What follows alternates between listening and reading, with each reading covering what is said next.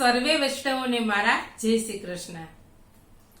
આજના સત્સંગમાં આપણે પરમ ભગવદીય કુંભનદાસજીના વધુ એક જીવન પ્રસંગ સાંભળીશું। સત્સંગ સાંભળતા પહેલા મારી ચેનલમાં નવા હોય તો મારી ચેનલને સબસ્ક્રાઇબ કરજો અને આ વિડીયો મિત્રો અને ફેમિલીમાં શેર કરજો, જેથી કરી અને અન્ય વૈષ્ણવો પણ સત્સંગનો લાભ લઈ શકે। પ્રસંગ છે જલેબી ઉત્સવ। એકવાર શ્રી ગુસાઈજીનો જન્મદિવસ આવ્યો। શ્રીનાથજીએ વિચાર કર્યો કે શ્રી ગુસાઈજી મારો જન્મદિવસ ધામધૂમથી મનાવે છે, તો આ વખતે હું તેમનો જન્મદિવસ ધામધૂમથી મનાવું। આપશ્રીએ રામદાસજીને આજ્ઞા કરી કે રામદાસજી, આવતીકાલે માગસર વદ નોમ છે, શ્રી ગુસાઈજીનો જન્મદિવસ છે, તમે બધા મળી તેનો જન્મદિવસ મનાવો અને મને સામગ્રી આરોગાવો। મહારાજ, આવતીકાલે જ જન્મદિવસ છે, એક દિવસમાં શી સામગ્રી કરીએ? રામદાસજીએ એવું પૂછ્યું। શ્રીનાથજીએ જલેબીની સામગ્રી કરવાની આજ્ઞા કરી। રાજભોગ પછી રામદાસજીએ બધા વૈષ્ણવોને શ્રીજી બાવાની આજ્ઞા જણાવી। સદુ પાંડેએ કહ્યું, સામગ્રી માટે ઘી અને લોટ મારે ત્યાંથી લઈ જજો। કુંભનદાસજીએ કીર્તન કરતા કરતા શ્રીનાથજીની આજ્ઞા સાંભળી હતી। તેઓ ઘરે ગયા અને ઘરમાં તો 1 રૂપિયો પણ ન હતો। તેમણે 2 પાડા અને 2 પાડી હતા તે વેચી દીધા। તેના 5 રૂપિયા આવ્યા। એ 5 રૂપિયા જઈ અને રામદાસજીને આપ્યા। બીજા સેવકોએ પણ યથાશક્તિ રૂપિયા આપ્યા। કુલ 21 રૂપિયા થયા।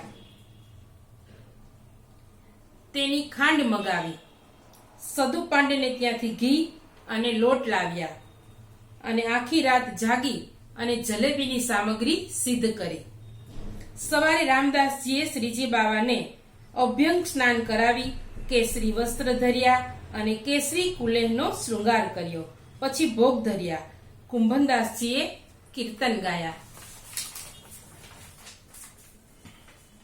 થોડી વારમાં શ્રી ગુસાઈજી ગોકુલમાં શ્રી નવનીત પ્રિયજીને રાજભોગ ધરાવી ગિરિરાજજી ઉપર પધાર્યા। સ્નાન કરી અને સેવામાં પધાર્યા। ભોગ સરાવતા આપે જોયું કે અનેક ટોપલા ભરીને જલેબી આજે ભોગમાં ધરેલી છે। રામદાસજી, આજે શાનો ઉત્સવ છે? આપશ્રીએ પૂછ્યું, એટલે કે ગુસાઈજીએ રામદાસજીને પૂછ્યું। મહારાજ, શ્રીનાથજીએ આજે આપનો જન્મદિવસ મનાવ્યો છે। આપશ્રીની આજ્ઞા પ્રમાણે આ સામગ્રી સિદ્ધ થઈ છે। રામદાસજીએ આ સામગ્રી કેમ અને કેવી રીતે થઈ છે તેની સર્વ હકીકત ગોસાઈજીને જણાવી દીધી। કુંભનદાસજી, તમારા ઘરની સ્થિતિ હું જાણું છું, તમે 5 રૂપિયા ક્યાંથી લાવ્યા? શ્રી ગુસાઈજીએ કુંભનદાસજીને પૂછ્યું। કુંભનદાસજીએ કહ્યું કે મહારાજ, ઘર મારું ક્યાં છે? મારું ઘર તો આપના ચરણારવિંદમાં છે। 2 પાડા પાડી વધારાના હતા તે વેચી દીધા। અમે તો સંસારી ગૃહસ્થ છીએ, અમારાથી વૈષ્ણવ ધર્મ કેવી રીતે બને? કુંભનદાસજીના આવા દીનતાયુક્ત વચનો સાંભળી શ્રી ગુસાઈજીનું હૃદય ભરાઈ આવ્યું।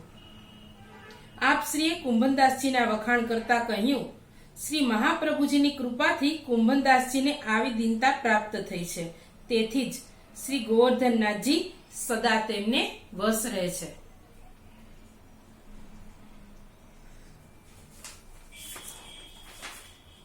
કુંભનદાસજીએ લગભગ 115 વર્ષની ઉંમર સુધી શ્રીનાથજીની કીર્તન સેવા કરી એવું માનવામાં આવે છે। તેમનો દેહ ખૂબ આસક્ત થયો। ત્યારે એક દિવસ આન્યોર પાસે આવેલા સંકર્ષણ કુંડ ઉપર જઈ અને તેઓ બેઠા।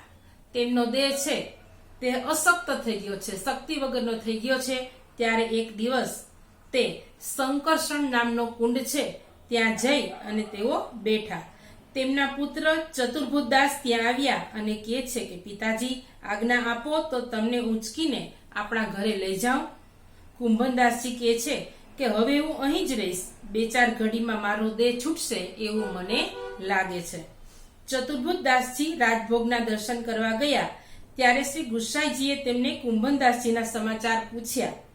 ચતુર્ભુજ દાસજીએ બધી વાત કરી. શ્રી ગુસાઈજી રાજભોગ પછી કુંભનદાસજી પાસે પધાર્યા.